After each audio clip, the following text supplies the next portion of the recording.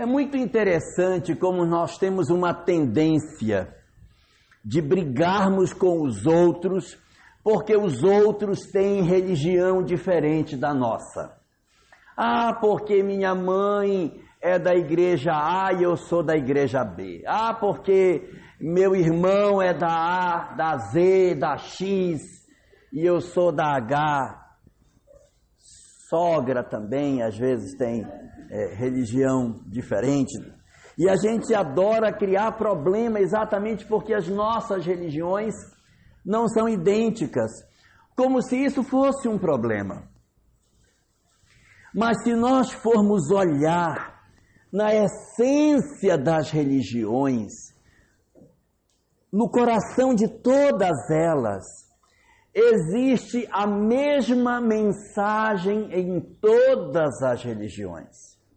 Qual seja, todos nós, independente da religião que professemos, sabemos da existência de um Criador, de um Senhor que cuida das nossas vidas, de um Deus que nos protege e que nos guarda, que nos ajuda nos nossos momentos de dor.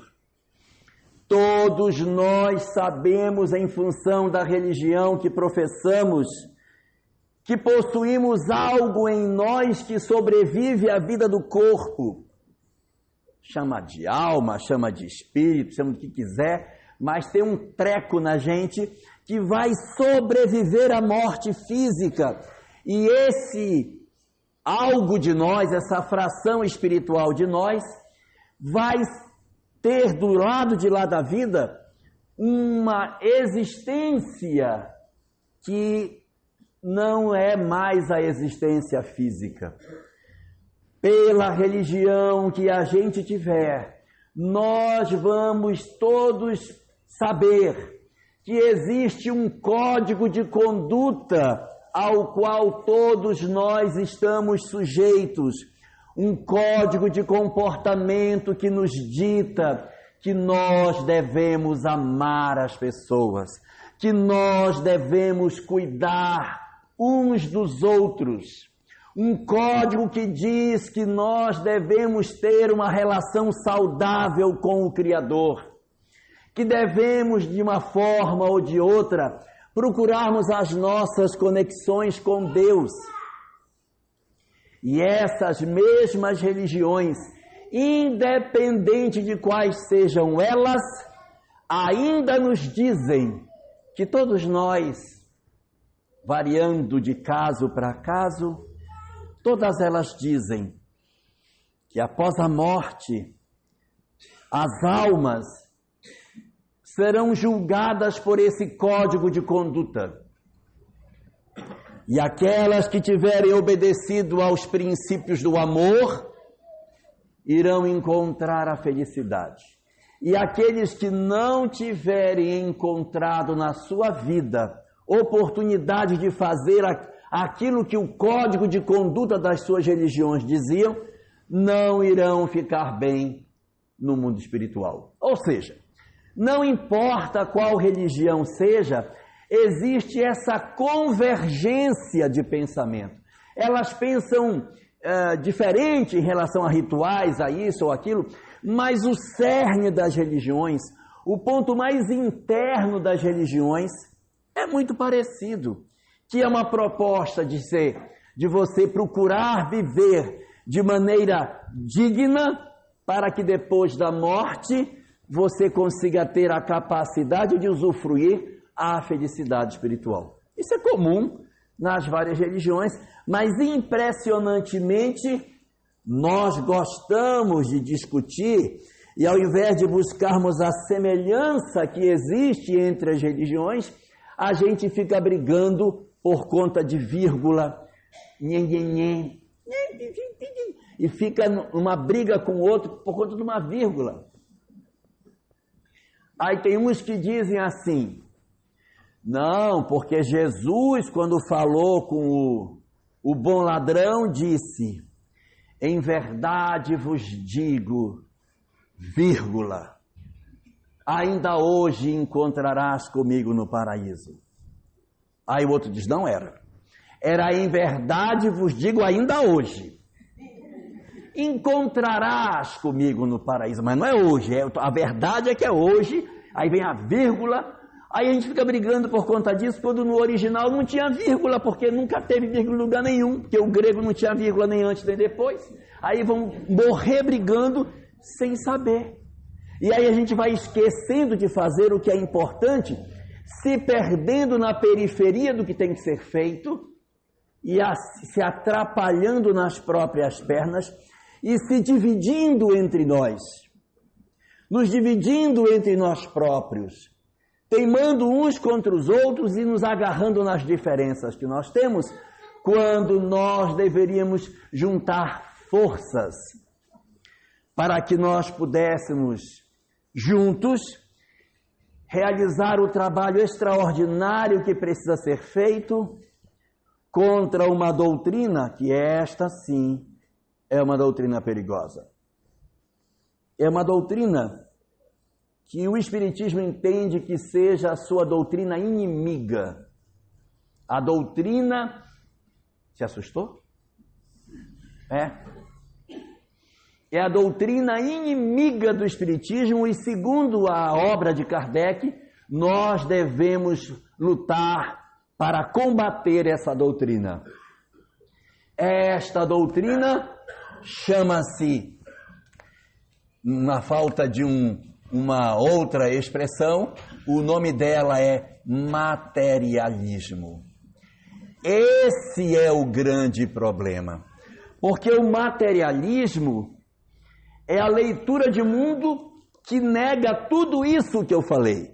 É a doutrina que retira a figura de Deus das nossas vidas e que considera que apenas a vida material é que existe, que o universo teria sido criado por obra do acaso, que as circunstâncias biológicas é que levaram a gente a ter a vida que nós temos.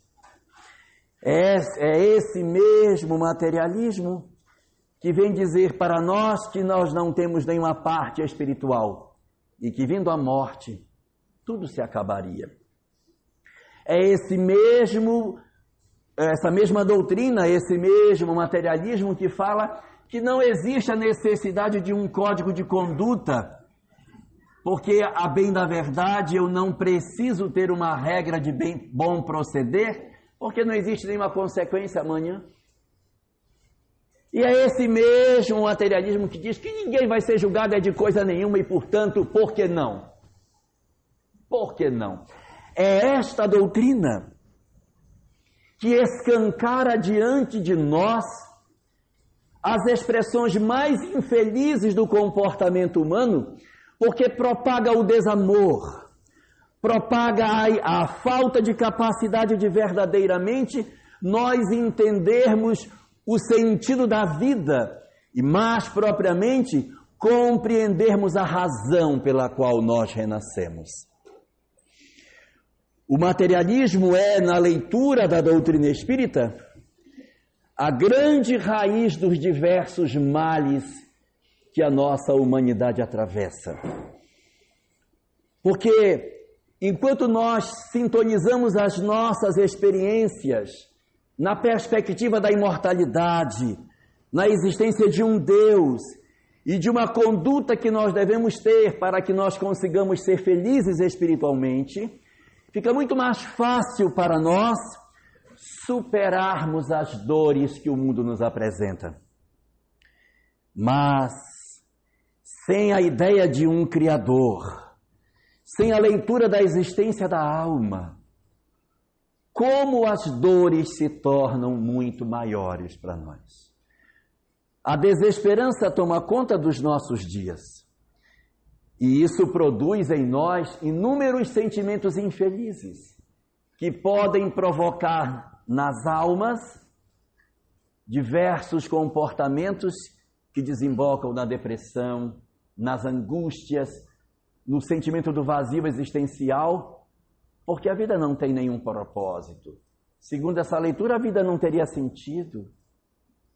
É por isso que a doutrina espírita entende que a raiz dos males humanos decorre da compreensão que nós tenhamos sobre o que seja o existir.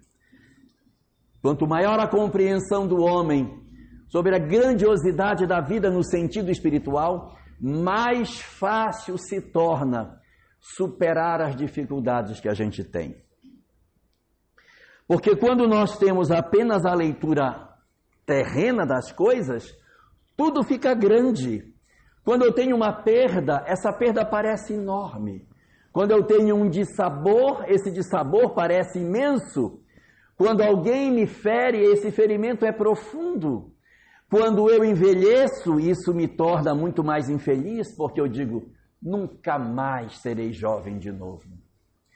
Mas na medida em que nós temos uma forma de ver a vida de maneira diferente, diversos instrumentos de consolação, de força interior e de coragem para o enfrentamento das naturais dificuldades da vida acabam chegando até nós.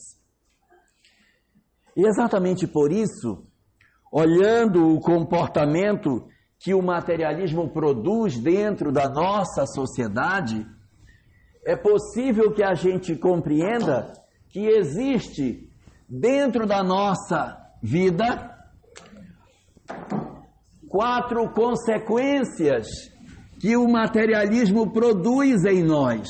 Seriam como se fossem 4 grandes feridas provocadas pelo materialismo nas nossas vidas. Primeiro, muito bem, Pedro. Primeiro grande problema que o materialismo gera para nós: o excesso de cuidados com o nosso corpo. Como a gente acha que só tem corpo físico, acha que não tem alma, então a única coisa que eu tenho para cuidar é meu corpo físico. Então a gente fica muito apaixonado, não quer envelhecer, quer ficar sempre lindo, acha que isso é o mais bonito. Eu não estou dizendo com isso que a gente vai se largar, né? Vai andar todo rasgado, vestido de saco. Não. Até porque a gente já é feio, né, Pedro? E aí a gente precisa um baninhozinho, né? Sempre bom. Básico, né? A gente precisa de um cuidado, mas às vezes nós oferecemos para a vida do corpo e para a vida, digamos assim, mais material, tudo que a vida quer. Nós damos à vida material todas as coisas que a vida sonha. E nós esquecemos de cuidar do mais importante. Para o corpo a gente faz tudo. Tudo. E a gente, não, mas dinheiro para eu comprar um livro para eu ler, para eu me instruir, eu não tenho, mas para eu comprar ir para academia. Às vezes a gente vai para academia porque precisa, é bom para dar uma esticadinha, para não ficar entrevadinho, mas tem vezes que a gente não vai, né, Pedro? O cara vai toda hora para lá, já passou da carga, mas a gente acaba se emaranhando nisso. E é uma vaidade danada em que a gente oferece tudo que pode para esse corpo, que vai ficar, vai envelhecer, né, Pedro? O corpo vai envelhecer. Então, se o corpo envelhece, a gente não deve se apaixonar demais. Deve cuidar? Deve. Deve ir no médico? Deve. Mas a gente não pode, por conta disso, viver em função dos nossos corpos. É muito perigoso.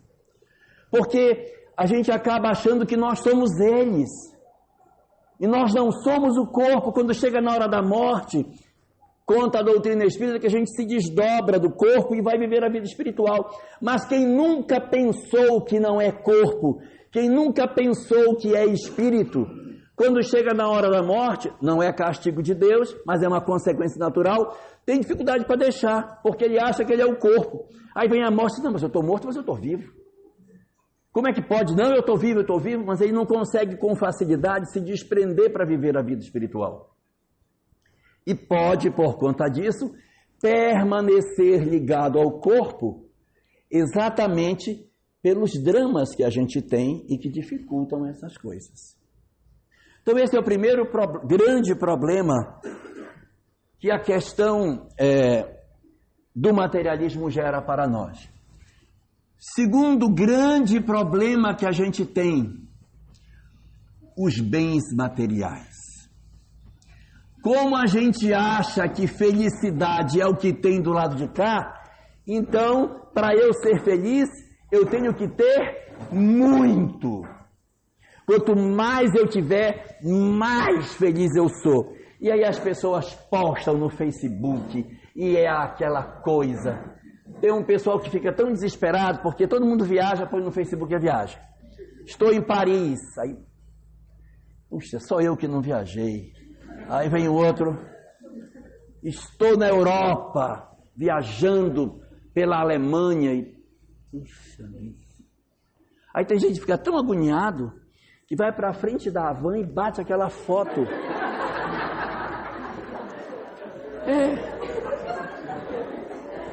Aí diz assim, estou viajando, mas não fala onde. Né? Mas a gente começa a querer trocar as coisas espirituais pelas coisas físicas, a dar mais valor à vida material do que à vida espiritual. Medir as pessoas por aquilo que elas têm e não por aquilo que elas verdadeiramente são. Existe um filósofo grego que dizia que felicidade é ter. Quanto mais você tem, mais você pode ser feliz. Então, para ser feliz, tenha. Porque para saciar a alma, quer mais, toma. E tinha um outro filósofo chamado Diógenes que dizia, não, felicidade é o contrário disso, felicidade é não ter. Porque tudo que você tem, você começa a sofrer porque tem medo de perder o que tem. Então, se você tiver menos, você sofre menos. Se não tiver nada, aí não sofre mesmo, porque não tem nada a perder, então vai ficar sem nada. Então, Diógenes dizia que o ideal é não ter nada. E existia uma outra corrente que dizia, não, felicidade é ter tudo. E havia essa discussão, é ter tudo ou é não ter nada? E essa pergunta foi levada a Sócrates. Afinal de contas, felicidade é ter ou é não ter? E Sócrates respondeu, felicidade não é nem ter e nem não ter. Felicidade é ser. Aí a gente assim, ele falou para rimar, que tão bonitinho, né? Ter, não ter, ser. Errado, porque em grego não rima, em grego não vai rimar. Então não é isso. E as pessoas, mas por que ser é? Porque a felicidade é você assumir aquilo que você é. Então, por exemplo, você é mãe? Então seja. Mas seja. Aí você pega a sua profissão. Qual é a sua profissão, minha filha? Então seja. Mas seja mesmo. Porque tudo aquilo que a gente é, mas não é, depois a gente sofre. Então, o que é que faz a felicidade? Você assumir os papéis que a vida chama você a ser. Você é filho? Eu sou filho. Então, seja. Tudo que você for, seja com intensidade, porque é sendo que a gente se realiza. Porque eu fui chamado pela vida para cumprir um papel e eu executei o papel que a vida me chamou. Então, é isso que faz com que a gente alcance a felicidade. E muitas vezes a gente se perde por conta desses bens materiais que acabam consumindo e a gente fica atrás disso a vida inteira correndo e depois que fica velho descobre que nem precisava de tanto para ser feliz. Podia ter sido feliz com menos. Mas a gente correu tanto atrás, tanto, depois vai descobrir que nem precisava. Terceiro problema do materialismo é a maneira como nós nos relacionamos com aqueles que constituem a nossa família. temos dificuldade para lidar com a nossa família. Porque, ora, a gente ama tanto que não quer largar a pessoa, não deixa o filho casar, não deixa a filha casar. Aparece o namorado da menina, minha filha, esse rapaz não serve para você. E aí aquela perseguição, porque a pessoa parece que é propriedade dos pais, ou às vezes o casal separa e os filhos querem vigiar os pais, não querem que eles constituam suas vidas e sigam suas histórias, e ficam perturbando, implicando, criando problema para pai e mãe que quer continuar a sua história afetiva, e eles ficam achando que os pais são propriedades deles. Esse apego excessivo é muito perigoso, porque uma hora a gente vai deixar esse pessoal para trás. E a gente precisa aprender a lidar com essa questão de saber que as pessoas vão, porque a gente fica muito medindo quando viaja para visitar filho, aí fica passando o dedo no móvel. Ela não limpa a casa. Cheio de poeira. Meu filho, olha a sua roupa, meu filho. Ela não passa a sua roupa como você precisa. E fica essa coisa pequena. Aí, ele não gosta do bife assim, como você está fazendo. Deixa fazer, gente, deixa fazer. Esse excesso de apego infeliz que às vezes a gente tem, e quando não a gente cai para o outro extremo, que a gente larga, empurra do ninho igual louco, bichinho nem criou pluma ainda, vai! E aí é o desamor, que a gente não abraça, a gente não cuida, a gente não diz que ama, a gente não fortalece nos nossos filhos e nos nossos pais o sentimento do amor. Nós não somos filhos de tartaruga, porque a tartaruga, ela põe os ovos na praia, passa o peito em cima, não é assim, Pedro? Passa o peito em cima e canta aquela música da Roberta Miranda e depois vai embora. Vai com Deus, vai. E aí a tartaruguinha que se vire, ela que se choque sozinha, descubra para que lado fica a água e vá, porque a tartaruga não vai ficar depois. Minha filha, a água é para ali. Tartaruga não dá de mamar para filhote. Então cada um se vira. Nós não somos filhos de tartaruga. Nós temos uma relação forte de dependência, exatamente pela necessidade que a gente tem de fortalecer os nossos laços afetivos. E hoje, muitas das nossas famílias padecem dessa fragilidade afetiva que a gente tem. E esse é um grave problema que a gente possui. E o grande problema que a gente tem, por conta desse materialismo que nos faz cultuar demais os nossos corpos, que faz a gente se apaixonar pelos bens materiais, que faz a gente cometer excessos ou carências excessivas com as nossas famílias, é o mesmo materialismo que muitas vezes perverte os nossos hábitos. Porque como nós somos indivíduos que não imaginamos que vai ter consequência amanhã para aquilo que eu estou fazendo hoje, muitos de nós acabamos nos atrapalhando nas nossas próprias pernas e dizemos, por que não? Se todo mundo está fazendo, eu posso fazer também. Se todo mundo faz, não significa que a lei de Deus vai mudar, porque a lei de Deus não é democrática. Quem é que quer? Eu! Aí beleza, então vamos mudar aqui o artigo. Não muda. Se tem mais gente cometendo coisas erradas, a lei de Deus não vai mudar, só vai acontecer o quê? Que tem mais gente fazendo o que não é o certo, só isso. Então não é a quantidade de pessoas que determina que algo é correto. As religiões existem exatamente para nos alertar sobre essas características, para que a gente não perca de rota a necessidade de sermos verdadeiramente bons, de sacrificarmos os nossos ideais em favor daquilo que é perene, não ficarmos iludidos trocando as questões espirituais pelas questões materiais. Existem valores muito mais profundos muito mais sérios nas nossas vidas e que eles não podem ser, em hipótese alguma, valores para serem negociados.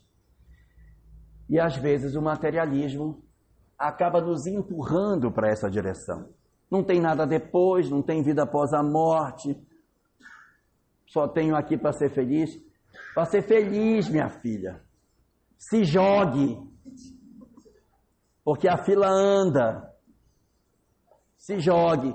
E aí depois a gente está cheio de feridas. Nós estamos todos machucados por conta disso. O materialismo é, por conta dessas questões, visto pela doutrina espírita como sendo a raiz dos nossos males modernos. Porque ele nos impulsiona basicamente para dois sentimentos que são profundamente ruins. Um deles é o orgulho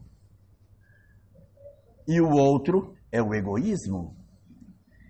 A razão pela qual ele sugere o orgulho é porque as pessoas acham que porque elas têm alguma posição, elas são mais do que os outros.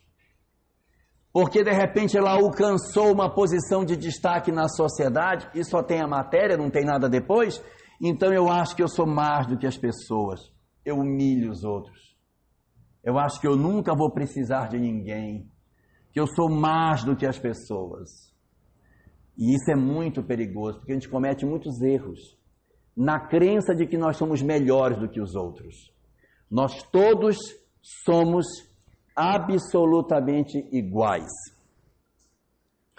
Existe uma parábola contada por Jesus que a gente erradamente chama de parábola dos trabalhadores da última hora, mas não é, o nome dela é parábola dos trabalhadores da vinha, que conta a história de um homem que foi juntar pessoas para trabalhar no seu campo. 6 horas da manhã ele foi lá e pegou um pessoal, 9 horas da manhã voltou, pegou outro grupo, passou meio-dia, pegou, passou 3 da tarde, pegou, 5 horas da tarde ele passou e pegou a gente, levou esses 5 grupos para lá. Uns trabalharam o dia todo, outros trabalharam só metade do dia, e teve uns que só trabalharam 5 horas da tarde. O solzinho já estava fresco, só arrumaram assim os galinhos que tinha assim, pronto, está feito. E na hora de pagar, todos receberam um denário, porque todo mundo vale um denário. Todas as pessoas que nós conhecemos têm para Deus o mesmo valor.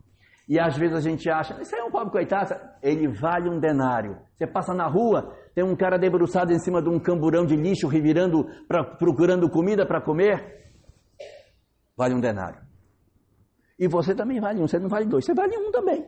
Todo mundo vale uma moeda. Ninguém vale só metade, ninguém vale 2. Nós somos todos iguais perante o olhar de Deus. Mas o materialismo, ele acaba colocando na nossa mente a ideia de que algumas pessoas têm mais valor do que as outras. E isso acaba produzindo espiritualmente muito sofrimento. Muito sofrimento. Porque a gente se ilude, quando chega no mundo espiritual descobre que na verdade nós não tínhamos o valor que a gente achou que tinha. E segundo Kardec, é por nós acharmos que a gente vale mais do que os outros, que a gente quer puxar mais coisa para nós. Ou seja, o orgulho provoca o egoísmo. Como eu acho que eu sou mais importante, eu quero puxar para mim maior parte do que compete aos outros. Afinal de contas, eu sou mais. Farinha pouca, meu pirão primeiro. Então, como eu sou mais importante, eu puxo para mim e gero as características de uma chaga terrível que a humanidade possui, que é o egoísmo, um sentimento que faz com que nós pensemos em nós antes de pensar nos outros. Em que a gente, por conta disso, machuca as pessoas que conosco convivem. Ferimos os nossos pais, ferimos os nossos cônjuges, ferimos os nossos filhos. Machucamos as pessoas, porque quando chega na hora a pessoa puxa tudo para si. Não colabora, mas quer receber. Não ajuda em casa, mas quer que as pessoas façam. O egoísmo toma conta das nossas vidas porque Pouco me importa a vida espiritual, eu quero ver é agora. Então esse materialismo é o grande problema que a nossa humanidade possui.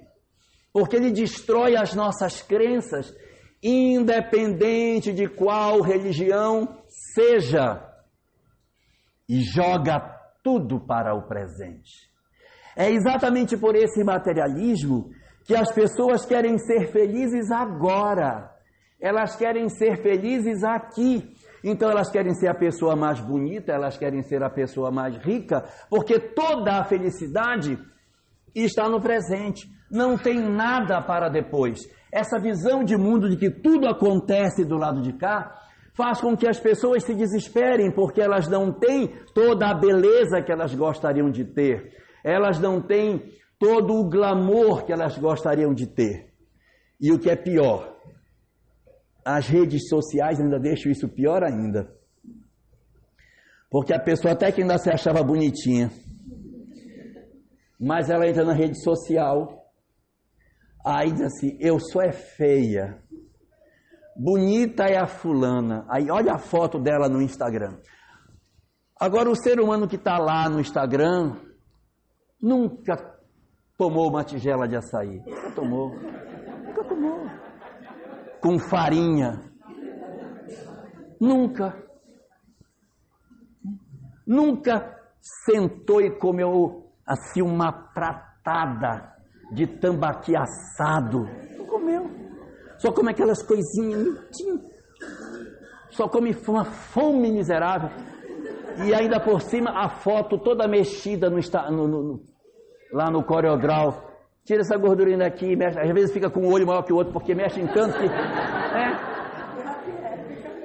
aí o braço fica fino, por quê? Porque mexeram tanto que até ficou estranha a pessoa.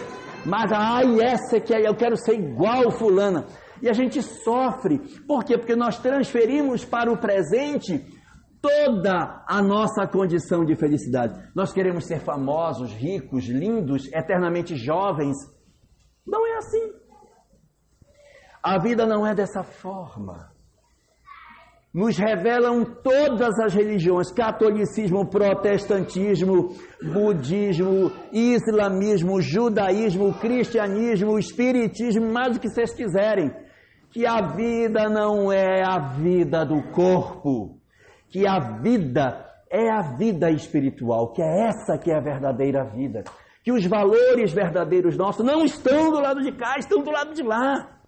Que a gente tem que cuidar das coisas, sim, mas com um olhar no amanhã. Não é para abandonar as coisas, mas é para saber que os verdadeiros valores nossos estão no amanhã. E cuidarmos das pessoas, cuidarmos dos outros, não abandonarmos as pessoas à margem do caminho. Não foi para isso que a gente veio. Nós viemos para que a gente cure o nosso desamor. Que a gente se cure da nossa incapacidade de sentir amor pelo nosso semelhante. Nossas famílias foram moldadas para serem o espaço primeiro do exercício do amor. É nesse espaço que, primeiramente, eu tenho que exercitar os sentimentos de afeto. E nós, exatamente por conta do materialismo, nós rejeitamos as nossas famílias corporais. Nos isolamos nos nossos quartos. Passamos o dia inteiro mexendo em tecnologia para não conviver com os outros. Vocês sabem por que adolescente em depressão troca o dia pela noite? Se a noite é do tamanho do dia, por que ele dorme de dia para ficar acordado de noite? Isso é tudo a mesma coisa. É para não conviver. Porque se ele estiver acordado de dia, vai ter um monte de gente. Menino, vai tomar banho. Menina vai fazer uma... Menino sai desse quarto, então dorme, pronto. Aí quando todo mundo dorme, agora eu vou sair da toca. Aí eu saio, então 3 horas da manhã é ótimo, todo mundo dormindo. Aí eu saio, eu como. Parece uma tartaruguinha dentro da casca. Aí quando chega de noite, dormiram. Aí sai. Por quê? Porque não vai precisar ter contato com ninguém. É uma das consequências desse sofrimento que nós temos. O materialismo, portanto, ele é um instrumento que rouba muito da nossa felicidade. Rouba muito da nossa capacidade de sermos verdadeiramente felizes. Nós, segundo aquilo que o Espiritismo fala, deveríamos estar muito atentos com relação a isso, para que o materialismo não tire de nós a leitura bela que a vida nos dá, de descobrirmos o que é realmente essencial para que nós sejamos felizes. Senão a gente se atrapalha. A gente vem à Terra, vive de maneira errada, e quando a gente chega no mundo espiritual, a gente vai descobrir que fez tudo diferente do que deveria ser feito. Que a gente não cuidou dos outros, não fizemos o exercício do amor. Trocamos o amanhã pelo hoje, fizemos uma confusão dos nossos verdadeiros interesses e, portanto, nos tornamos almas do lado de lá profundamente infelizes. E o Espiritismo vem e nos diz, por conta disso, volta, encarna novamente para ter uma nova oportunidade de exercitar aquilo que fez de errado. Deus, na sua misericórdia, nos dá uma nova chance, mas é sempre um tempo perdido, você não aproveitou a oportunidade. Ainda que você tenha uma nova chance, é um tempo que se perdeu. É como na escola, você diz, não, ano que vem tem ensino médio de novo. Tem, mas você ficou reprovado, você já perdeu um ano, ficou para trás. Vai ter escola no que vem? Vai ter, mas perdeu um ano. Então, quando a gente não aproveita a encarnação, é como se fosse um ano que a gente perdeu. É uma oportunidade de crescer que ficou para trás. E por conta dessas razões, o Espiritismo nos fala da necessidade de nós cuidarmos de tudo isso, de nós valorizarmos os nossos dias para que eles sejam dias verdadeiramente felizes, pela possibilidade que Deus nos concede, através da religião que for, de nós descobrirmos a grandeza da vida, por aquilo que a imortalidade tem e pela chance que Deus nos dá de conhecermos todas essas coisas. Poderia dizer muitas coisas sobre isso, mas eu vou preferir resumir as minhas palavras contando uma história para vocês. É uma história muito antiga, é uma história do judaísmo. Essa história tem mais de 2000 anos. É uma parábola, na verdade. Não é para ninguém tomar isso de maneira absoluta. Mas os rabinos contam que num reino muito distante, há muitos e muitos anos atrás, havia um rei muito poderoso. E esse rei muito poderoso, ele era casado com 4 esposas distintas. Ele tinha 4 mulheres. A 4ª dessas esposas era a esposa que ele mais amava, a esposa que ele mais cuidava, a esposa para quem ele nunca dizia não. Tudo que ela pedia, ele dava para ela. Tudo que ela queria, ele entregava. Todos os sonhos dela, ele realizava. E essa 4ª esposa, ela vivia, portanto, muito satisfeita de todas as coisas que o rei lhe oferecia. Já a sua 3ª esposa era a mais bela de todas. Ele tinha muito orgulho daquela rainha que ele possuía, pela beleza que ela tinha. Portanto, ele dava a ela muitos presentes, roupas caras, porque quando ele ia para as festas, o grande prazer dele era ir acompanhado dessa rainha bela, para que todos se admirassem da beleza da mulher que ele possuía. A 2ª dessas esposas era a esposa com a qual ele tinha mais cumplicidade. Era a sua grande companheira, com a qual ele mais conversava. Era aquela com quem ele vivia mais a intimidade. Era aquela que ouvia mais, aconselhava o rei nas suas horas de dúvida. Era, na verdade, a que melhor cuidava dele. E ele se agradava muito da companhia dela, exatamente por ela ser muito parceira em todas as horas que ele precisava dela. E a sua primeira esposa era uma rainha profundamente infeliz. Ela era uma mulher doente, muito magra, vestida de roupas feias. Ela nem parecia uma rainha. Ela andava vestida de trapos pelos corredores do palácio, sempre de cabeça baixa, muito triste, as mãos muito magras, muito ossudas, e ela praticamente vivia como se fosse uma sombra pelos corredores do palácio.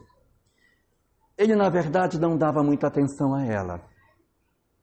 Mas contam os rabinos que um dia esse rei poderoso adoeceu.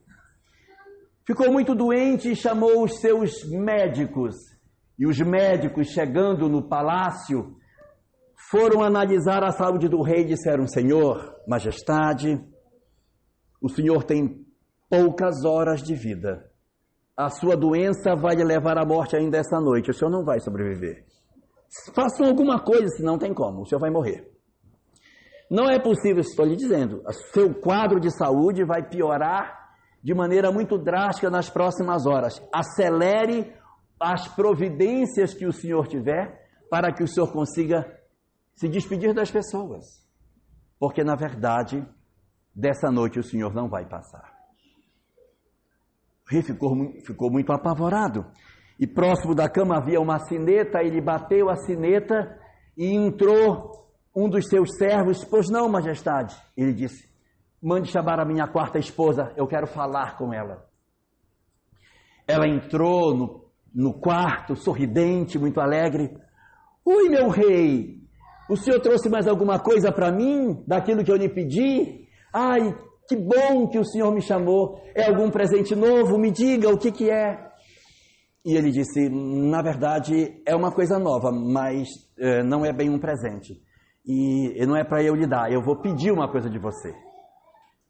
Então pode pedir, meu rei, o senhor sabe que eu faço o que o senhor quiser. O senhor sempre fez tudo para mim, um pedido seu eu faço. Diga o que o senhor quer. Disse o rei, os meus médicos disseram que eu estou muito doente e que eu irei morrer essa noite. Eu não quero ir sozinho. Vem comigo. Aí ela disse, como? Vem comigo. Eu sempre fiz todas as tuas vontades. Vem comigo. E ela disse, não, mas não é assim. Como? Vem, vamos para o mundo dos espíritos. Não, vou nada. Vou nada, olha, eu sou daqui, não sou de lá. Então eu vou ficar do lado daqui mesmo, que as minhas coisas do lado de cá, eu não vou com você. Aí ele segurou a mão dela e disse, por favor, eu nunca pedi nada para você. Vem comigo, se você está muito doente. Eu vou chamar seus médicos. E foi embora do quarto e deixou o rei sozinho e não voltou. O rei, sentindo a falta dela e piorando a saúde, ficando cada vez mais fraco, bateu na sineta de novo. O camareiro veio e lhe disse, me chama a minha terceira esposa, por favor, eu não estou bem. E a terceira esposa chegou e disse, oi majestade, me disseram que o senhor está doente, é alguma festa que a gente precisa ir e o senhor está indisposto? O que foi que houve? Eu vou me preparar, é para ir para algum lugar, eu me arrumo rápido. Ele disse, não é bem uma festa que a gente vai, é para outro lugar. Ela disse, e onde é que nós vamos? Disse, olha, os meus médicos disseram que eu não vou passar dessa noite. E como eu sempre levei você para onde eu fui, eu quero levar você para onde eu vou agora. E ela disse, para onde? Disse, eu vou morrer e eu quero que você me acompanhe. Ela disse, mas de jeito nenhum, não vou nada. Olha, mas eu sempre fiz tudo por você. Sim, fez, mas eu não vou. Mas eu vou morrer. Disse, olha, você vai morrer, eu ainda vou te dizer mais. Você morrendo, no dia seguinte eu já casei com outro. Você vai dizer na minha cara, isso digo, porque é verdade. Na hora que você morrer, eu vou casar com outro, vou ficar solteira.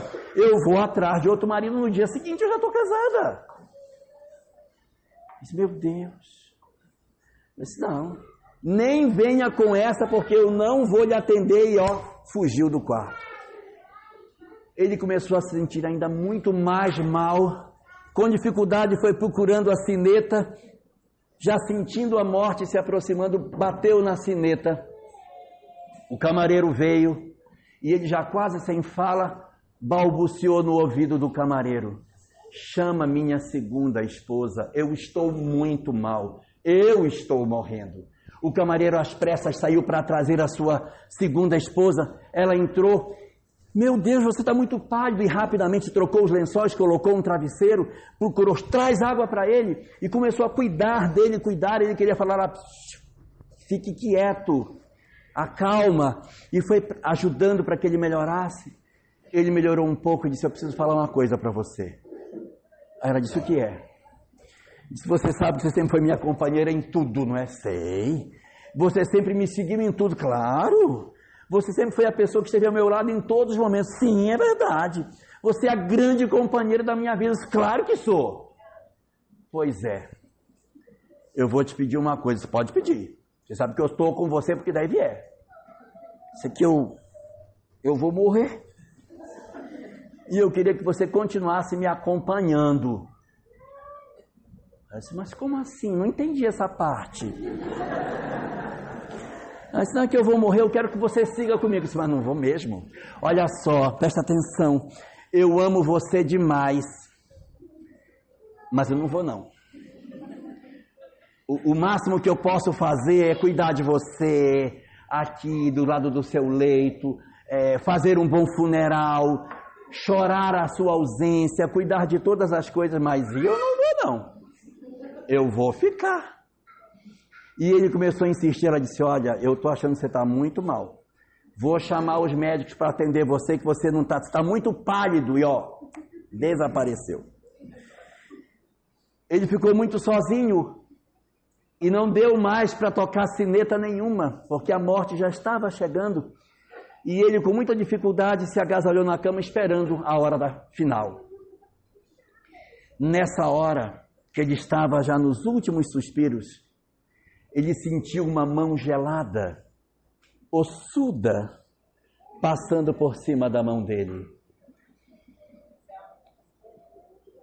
E a voz disse para ele: meu rei, eu estou aqui. E o rei disse: eu conheço essa voz, é a minha primeira esposa, não é? Ela disse: sim, sou eu, majestade. Disse: eu ia já chamar você, Ela disse: não precisa chamar, eu estou ajoelhada ao pé da sua cama desde quando você adoeceu. Eu ouvi todas as suas conversas com o médico e com todas as suas outras esposas. E eu estou aqui para estar com você naquilo que você precisar de mim. Ele disse: não, mas eu antes de qualquer coisa eu preciso pedir desculpa a você. Eu sempre tratei você muito mal, eu nunca cuidei de você, eu nunca lhe dei atenção. Olha as roupas que você usa. Meu Deus, que vergonha, a vida inteira eu nunca cuidei, nunca olhei para você. Eu não sabia nem a cor dos seus olhos. Eu nunca troquei uma ideia com você. Ela disse: não precisa. Não precisa. Só de saber que nesse momento você está me olhando, isso já me conforta. Disse: mas eu quero pedir perdão. Se não precisa. Só a sua presença no final já conforta todas as décadas de solidão pelos corredores do palácio. Me deixe ouvir a sua voz. Ele disse: então deita perto de mim. Deixa eu dizer a você das culpas que eu tenho. Ela disse: não fale nada. Não precisa dizer nada, apenas fique perto de mim. Só de você me aceitar e me acolher, para mim já é o máximo. E eles ficaram ali os dois juntos na cama, chorando. Ela chorando de alegria porque ele a estava vendo pela primeira vez. E ele chorando de vergonha porque nunca havia dado atenção a ela antes. E quando eles estavam ali, depois de um tempo no palácio, dentro da cama, chorando, se perdoando e se pedindo desculpas, as portas abriram. Os médicos e todas as outras esposas entraram no palácio, na câmara do rei, de uma vez só. mas os dois já estavam mortos em cima da cama. Isso é uma parábola, porque a bem da verdade, todos nós somos um rei que possui 4 esposas. A quarta das nossas esposas é o nosso corpo físico, para o qual nós fazemos tudo o que eles querem, damos todos os seus presentes, todas as suas alegrias, e quando chega na hora da morte, o corpo diz, mas eu não vou, eu vou ficar, porque eu sou daqui, eu não sou de lá, e essa nossa quarta esposa fica. A terceira das nossas esposas são os nossos bens materiais, que a gente adora se ornamentar quando vai para as festas, para o mundo social. E quando chega a hora da nossa morte, os nossos bens materiais se viram para nós e dizem, eu não vou, e quando você morrer, no dia seguinte eu vou casar com outro, porque alguém vai herdar os bens, ele não vai ficar sem dono. Então os nossos bens vão migrar assim que a gente desencarnar. A segunda esposa são os nossos familiares, que cuidam de nós extraordinariamente, mas quando chega a hora da nossa morte, preparam o nosso funeral, choram a nossa ausência, mas eles também vão ficar. A única das esposas que segue conosco para o além da morte é a primeira esposa, aquela que nós não cuidamos, que é, na verdade, a síntese dos nossos atos. É a síntese da nossa vida, de tudo aquilo que nós fizemos. O que acontece conosco é que o materialismo nos cega. E nós olhamos para o corpo, olhamos para os bens materiais e vemos os familiares como se fossem posse e esquecemos de valorizar as nossas questões espirituais. Quando chega na hora da morte, a nossa primeira rainha está profundamente doente, magra, infeliz e abandonada, porque o materialismo cegou os nossos dias. A proposta do Espiritismo é que a gente desperte para essa questão e cuide daquela que vai nos acompanhar, porque quando nós atravessarmos a fronteira da morte, os nossos bens ficam, o nosso corpo fica, os nossos familiares ficam, mas aquilo que nós fizemos, aquilo que nós sentimos, aquilo que verdadeiramente fomos e o que nós semeamos durante a vida, é isso que vai seguir conosco para além da morte. Então que a gente cuide dos nossos atos, cuide da nossa primeira esposa, para que quando a gente chegue do lado de lá, nós estejamos levando uma esposa linda, saudável e muito feliz pelos dias que nós demos a elas. Muito obrigado.